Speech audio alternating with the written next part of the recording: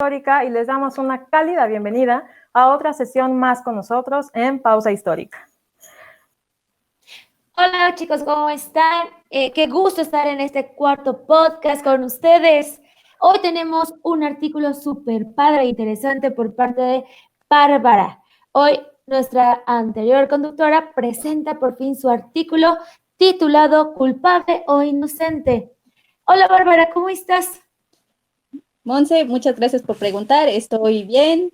Aquí estamos viviendo esta pandemia de COVID-19. No sé en qué tiempo nos estén escuchando. Aquí ya es de noche y pues espero que todos estén bien. Excelente, gracias. Bien, vamos a empezar con esta charla y le voy a ceder la palabra a mi querida amiga Leslie. Vamos, Leslie. Muchas gracias, Monse. Bárbara, tu texto habla de muchas cosas que son bien importantes y que hemos estado escuchando una y otra vez en distintos medios de comunicación a lo largo de estos meses en cuarentena, en Susana Distancia, en Quédate en casa. ¿Tú qué papel crees que juegan los medios de comunicación en la forma en la que los mexicanos percibimos y reaccionamos ante esta realidad del coronavirus? Pues el papel de los medios de comunicación siempre ha sido muy importante. Ya lo mencionabas tú misma en tu artículo Leer en Chino sobre esta falta de comprensión lectora que existe, ¿no? Normalmente nosotros vamos a entrar en contacto con distintas páginas sociales o con las mismas noticias, pero si no somos capaces de comprender adecuadamente lo que nos están diciendo, pues desde ahí ya lo vamos a hacer todo mal, ¿no? Ponemos como ejemplo, nos dicen 1 de junio se acaba la cuarentena si todos seguimos las medidas que ya se han impuesto, ¿no? Pero la gente se quedó con el 1 de junio todos salimos y se borraron de aquí de la mente la mitad de la oración y se les olvidó por completo, ¿no? Entonces, pues en ese sentido, los medios de comunicación juegan un rol muy importante porque, pues, van a estar influyendo en la mentalidad de las personas, ¿no? Para este caso, en mi artículo hablo acerca de diversas razones que llevan a la gente a, a creer, ya sea o no creer en el virus del coronavirus, y más que nada a incrementar la tasa de contagios y de muertes en México, como lo hemos visto. Hasta el día de hoy ya somos el quinto país con más contagios, cuando iniciamos mucho más tarde la pandemia que en otros países, ¿no? Entonces, pues la gente tiende a confundirse con los medios de la comunicación, y cuando entra en juego esta psicosis que tiene la gente acerca de que pues en el seguro están matando a la gente, o el desconocimiento que se va generando y que se va compartiendo de persona en persona, pues genera estos malentendidos, ¿no? Y entonces el miedo en las personas se hace más profundo. Entonces, al tener esta desconfianza hacia el sector salud por medio de todo lo que te sale en las noticias o cadenas de WhatsApp, o lo que oyes tú mismo en la calle y que luego vas a reproducir tú, ¿no? Vas a postear que escuchaste que tal vecina o que tal persona dijo que el proceso de intubación pues conlleva técnicas que no van a ser eficientes para la recuperación del paciente. Entonces la gente empieza a tener mucho miedo acerca de esos comportamientos, y eso va a incrementar la alza de contagios, porque ya no van a seguir las medidas necesarias, o al primer síntoma no van a acudir al seguro. Y al no acudir al seguro, pues esta situación o esta falla respiratoria que pueden tener por el COVID-19 puede ir empeorando. Entonces sabemos que la tasa de recuperación en pacientes entubados es muy baja, ¿no? Tan solo del 36%. Entonces, si no asisten a tiempo las personas al hospital, pues es más probable que mueran, ¿no? Claro, Bárbara. Sí. Muy bien, Bárbara, yo tengo una duda. En tu artículo hablas de que bien sabíamos, empieza a hacerse pública esta noticia de que surge un nuevo virus, que hay una pandemia, aumenta país tras país diario, y pues obviamente empezamos a prepararnos, lo digo entre comillas, porque empieza a darse cuenta el sector salud que no contaba con las medidas o con la capacidad para controlar esta pandemia, pero que aún así lo iba a hacer y lo iba a intentar. Bueno, no tenía opción realmente. pero dentro de las limitantes del sector salud que sabemos que tenía en ese momento y que tenemos ahora, ¿cuál crees que sea tu opinión acerca de lo que está haciendo con los recursos que tiene el sector salud? Bueno, con lo que está haciendo con los recursos, pues ya, pues es muy problemático, ¿no? Desde un principio, pues tenemos que les hacen falta medicinas, ¿no? Supuestamente este desarrollo de la pandemia o como se vivió en México nos daba un espacio, bueno, el Quédate en casa y la Susana a distancia nos daban un espacio para preparar a los hospitales, para no llegar antes al colapso. Sin embargo, pues de la realidad a los datos, pues siempre hay una gran brecha, ¿no? Entonces, en los hospitales normalmente van a usar estas protecciones, los guantes, los cubrebocas, pues los tienen que estar cambiando continuamente. Entonces, al hacerlo, pues van a generar un desabasto, ¿no? Por parte de los médicos del equipo de protección. Entonces, pues se van a ver en riesgo los mismos médicos al atender a los pacientes y por otro lado, pues no pueden proporcionar estos medios a las familias de los pacientes, ¿no? Que van a estar ahí continuamente en los hospitales visitando a sus parientes, bueno, no visitando a sus parientes porque no permiten que los vean, sino pidiendo informes, ¿no? Ahora, el caso de las medicinas, ¿no? Es muy extraño esto porque, bueno, como enfermedad completamente nueva, el COVID-19 aún no se sabe qué medicina resulta favorable para, para curar o para ayudar a la recuperación de la persona, ¿no? Entonces se van a estar probando distintas medicinas que tienen distintos efectos secundarios. Entonces, en el proceso pueden generar fallas multiorgánicas y al hacer estas fallas multiorgánicas, que es muy común en el desarrollo del COVID-19, pues van a necesitar y requerir de otras medicinas, por ejemplo, para fallas renales, para fallas del corazón, para fallas del hígado, ¿no? Entonces van a empezar a gastar más de sus suministros médicos y al no tener los recursos suficientes, pues estas medicinas van a empezar a escasear. Y entonces los médicos tienen que tomar decisiones difíciles, ¿no? Ya lo veían en Italia, que es un país mucho más desarrollado que México, con mejor capacidad de respuesta, y que aún así sus médicos tuvieron que tomar las decisiones de retirar algunos tratamientos a sus pacientes para dárselo a quien tenía más posibilidad de vivir, ¿no? En México, pues esto ya se está viendo, ¿no? Y ni siquiera habíamos alcanzado o no hemos alcanzado todavía nuestro pico. Nuestro pico crece cada día, ¿no? Nuestra curva sigue ascendiendo, entonces no baja, y pues los médicos van a tomar estas decisiones. Se van a empezar a retirar los medicamentos a pacientes que ellos consideran que ya no van a mejorar, ¿no? Ya sea en su condición respiratoria o en las distintas fallas multiorgánicas que se estén desarrollando en su organismo. Entonces, es muy problemático esta falta de recursos, ¿no? Lo que está generando en el sector salud, porque pues está afectando también a la sociedad o a las personas, más específicamente a las personas que tienen familiares o amigos que están en el área de COVID-19, ¿no? La falta de insumos, por lo mismo de esta histórica eh, esta histórica situación del sector salud donde desde cuando ya no tienen recursos se sabía que no teníamos material suficiente, que no teníamos camillas y pues es algo que también se adapta, ¿no? A los hospitales militares, pero en este caso va a ser México.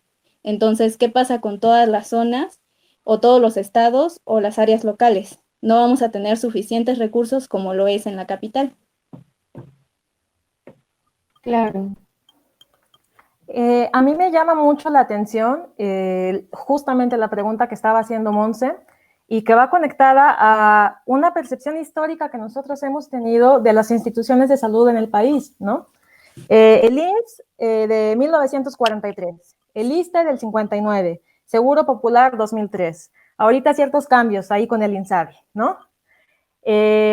Nosotros, o bueno, nuestros padres, nuestros abuelos, presenciaron la creación de esas instituciones, ¿no? Fueron punta de lanza en desarrollo de medicina, de tecnología, de infraestructura de vivienda, social, cultural, durante toda la primera mitad del siglo XX.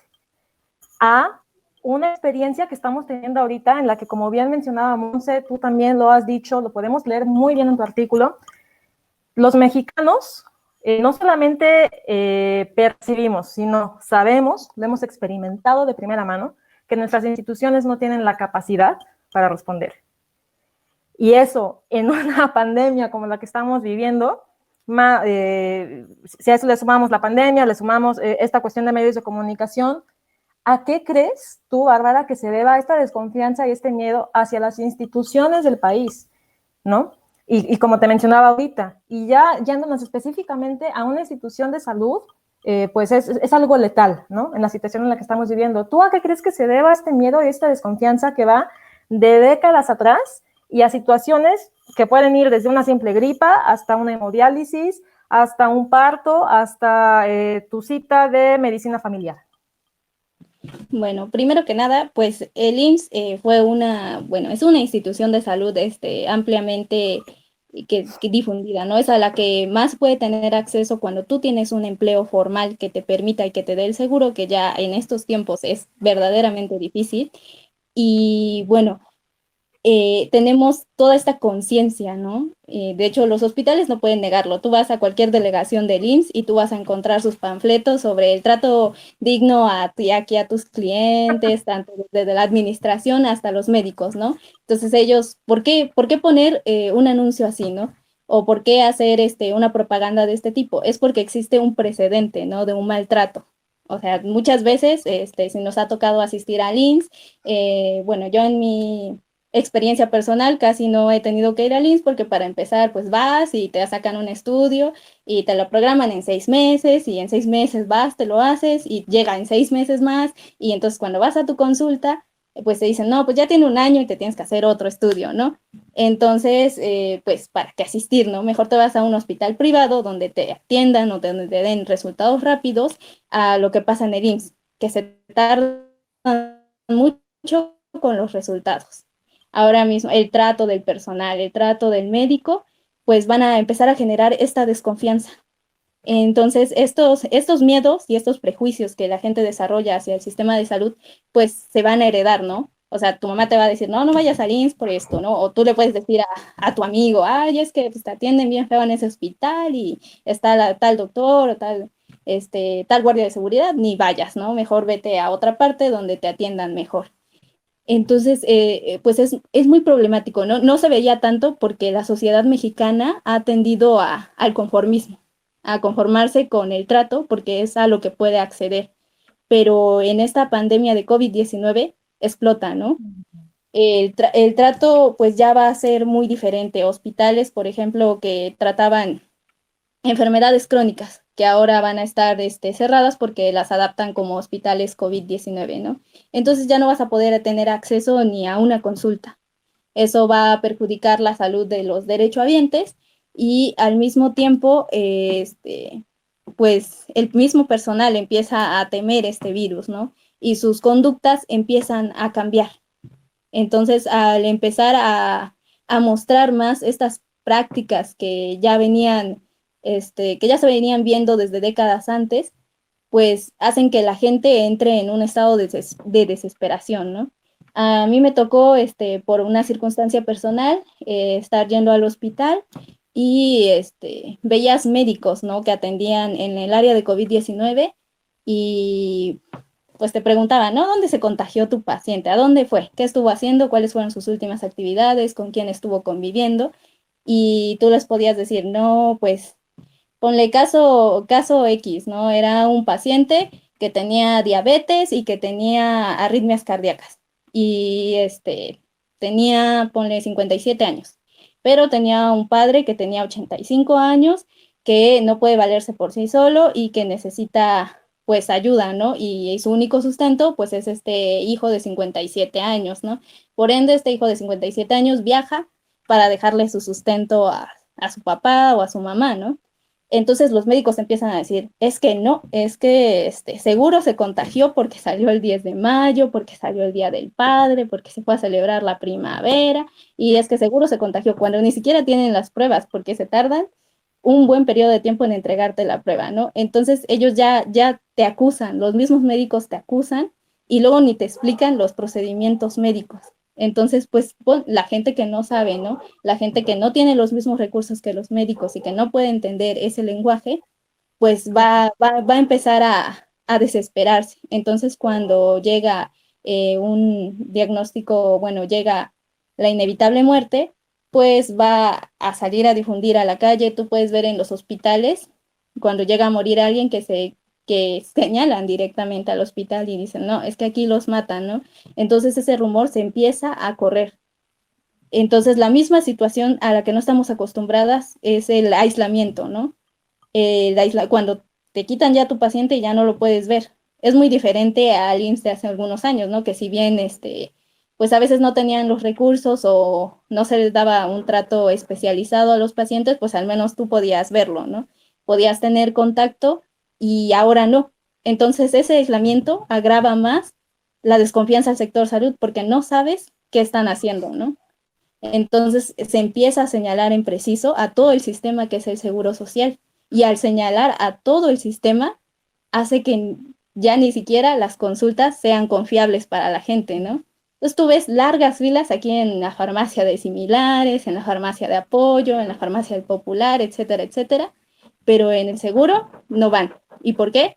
Porque esta desconfianza y que se agrava con las muertes por COVID-19, o sea, hubo un incremento importante en los meses de mayo y junio que acabaron por desmoronar esta poca confianza que se le tenía al seguro social y entonces ya nadie quiere asistir ni a una consulta porque ya ahora te encierran hasta por tener temperatura de 38 grados o por tener tan solo una diarrea, ¿no?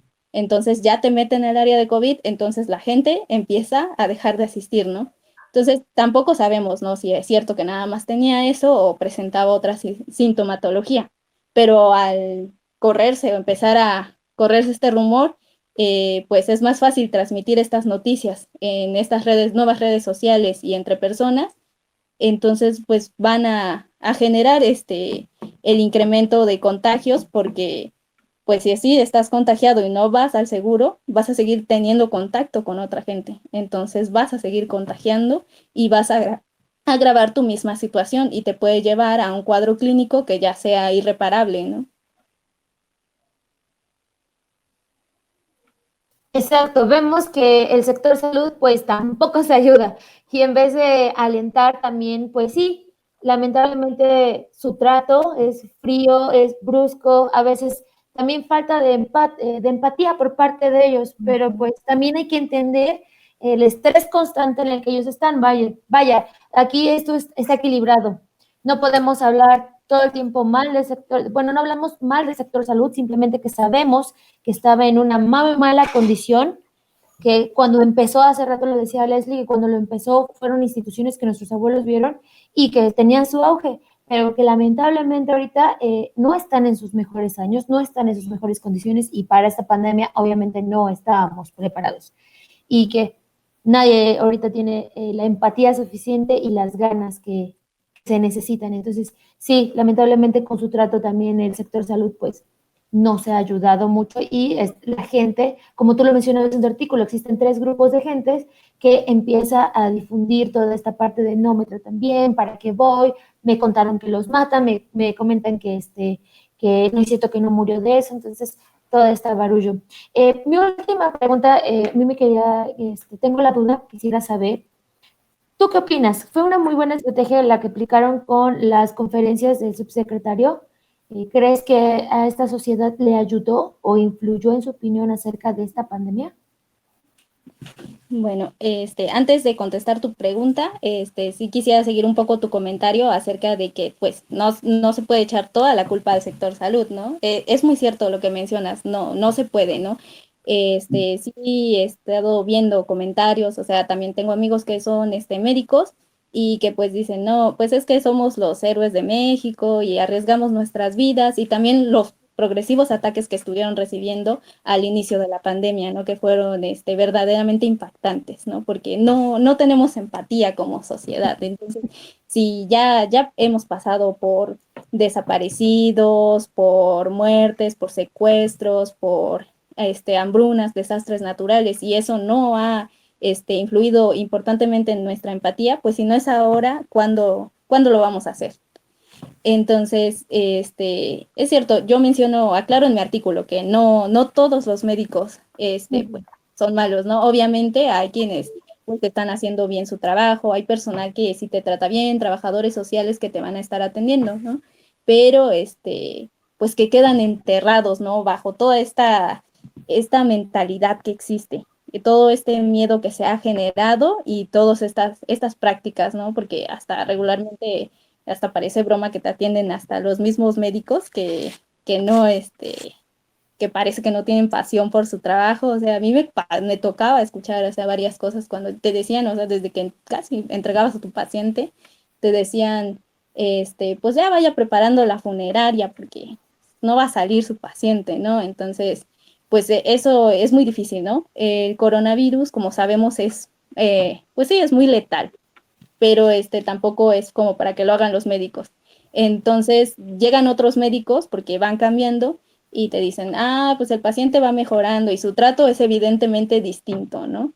Entonces, al tener tantos tratos distintos, la gente ya no sabe, ¿no? En cuál confiar y cuál es el diagnóstico, verdadero. Y entonces eso, la verdad es que aumenta su psicosis, ¿no? Y te dicen, no, pues si no fue este doctor, fue el otro doctor y así, ¿no? Y me decía, bueno, leía en un artículo de un amigo mío, también historiador, Víctor Castillo, que nos decía, ¿no? El miedo es una herramienta que nos ha ayudado a sobrevivir durante toda la vida, ¿no? En cualquier situación, en cualquier tiempo histórico. El miedo es algo que te dice a ti que no tienes que hacer para sobrevivir, pero a la misma vez te somete. El miedo es una herramienta para someter. ¿Y qué hace este miedo que está generando el COVID-19? Pues es someter a la gente a una creencia donde ya vas a estar acusando al sector salud. Entonces, la verdad es que está teniendo pues mucha difusión porque, o sea, esta situación que ya prefieras mejor irte a una farmacia que al seguro, o sea, ya, y que el mismo seguro te diga, es que ya no están sacando pacientes recuperados, ¿no? Ya estamos sacando puras muertes, pues es muy impactante. Ahora, respondiendo ahora sí tu pregunta sobre si influyó estas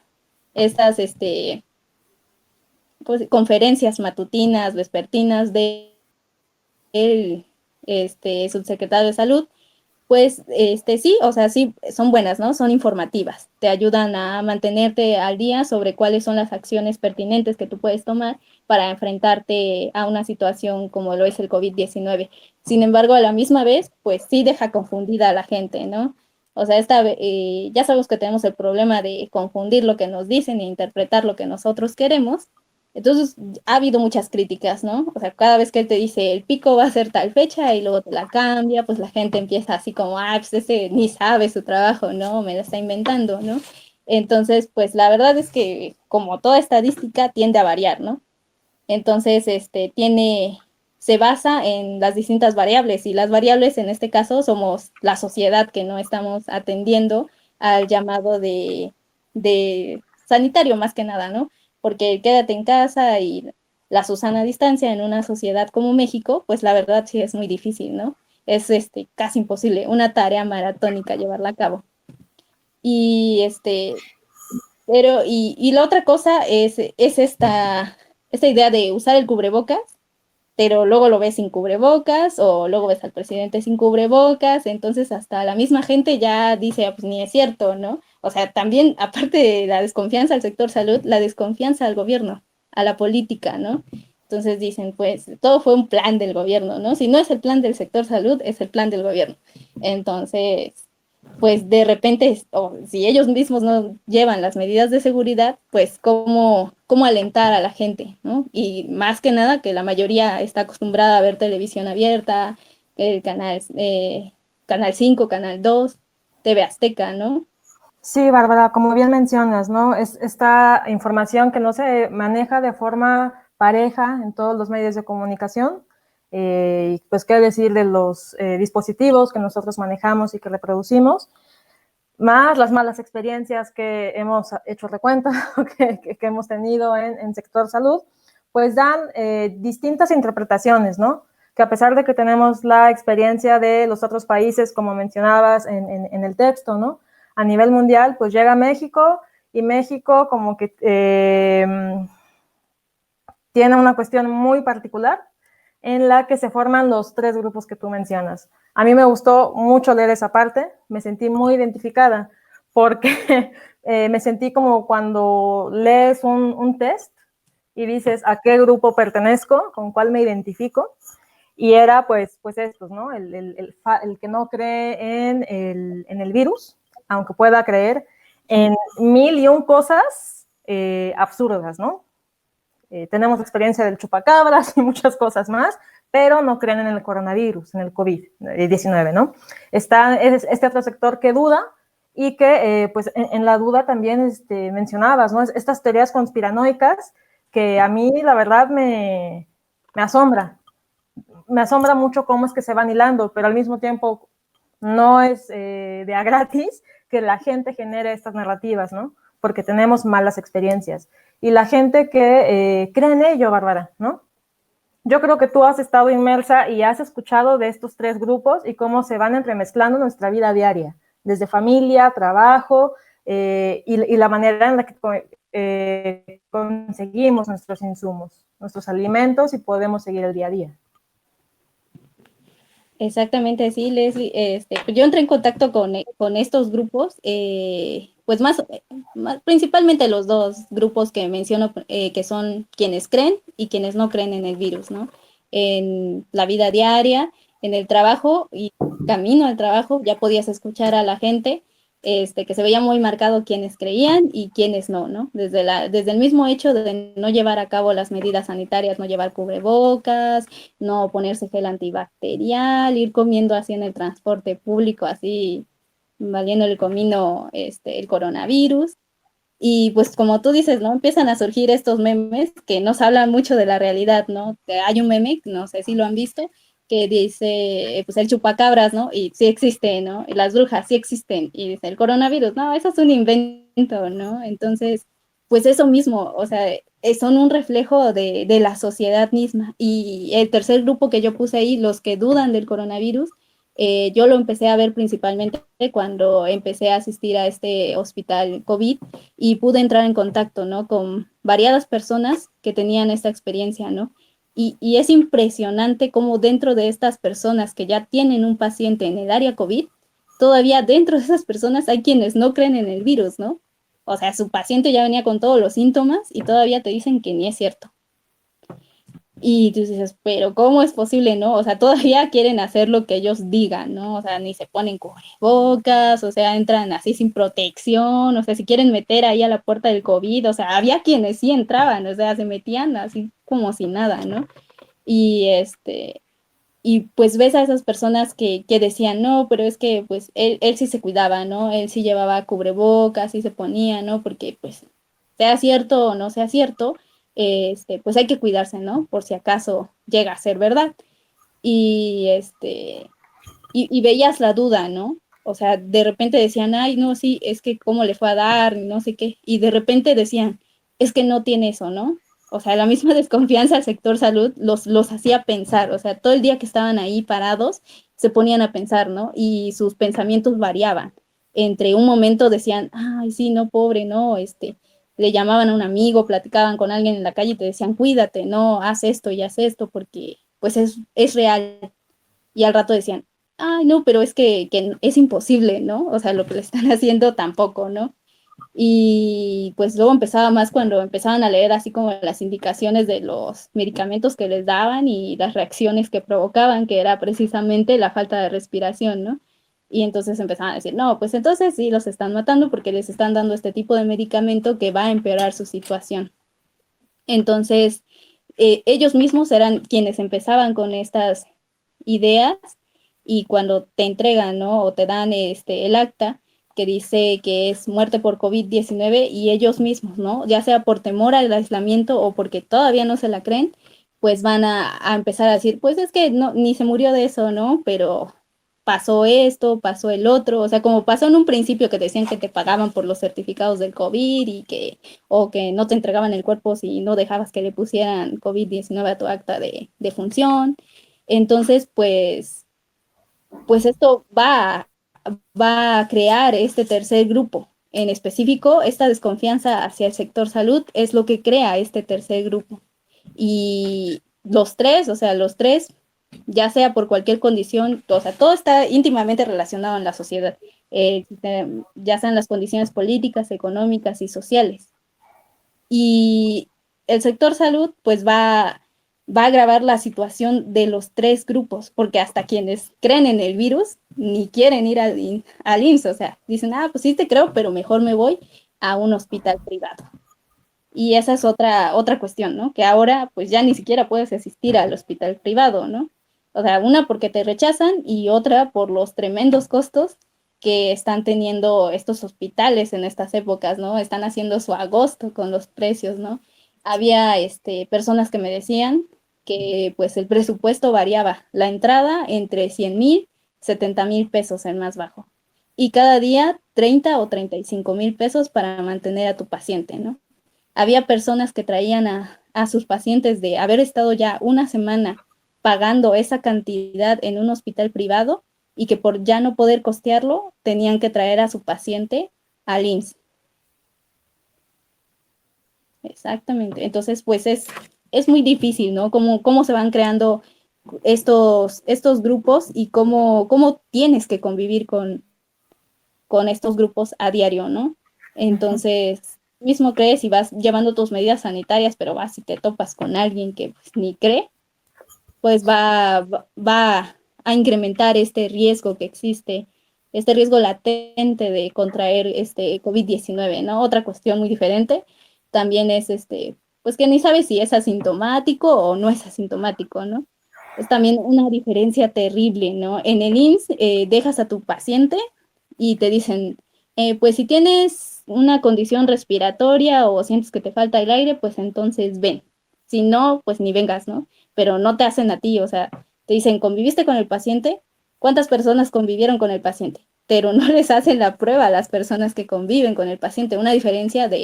A diferencia del hospital militar que está en México, donde a todos los integrantes les hacen la prueba, ¿no? Es pues desde ahí vas viendo que es muy distinto, ¿no? El seguro social a un ya sea privado o sea un hospital militar. Claro, Bárbara.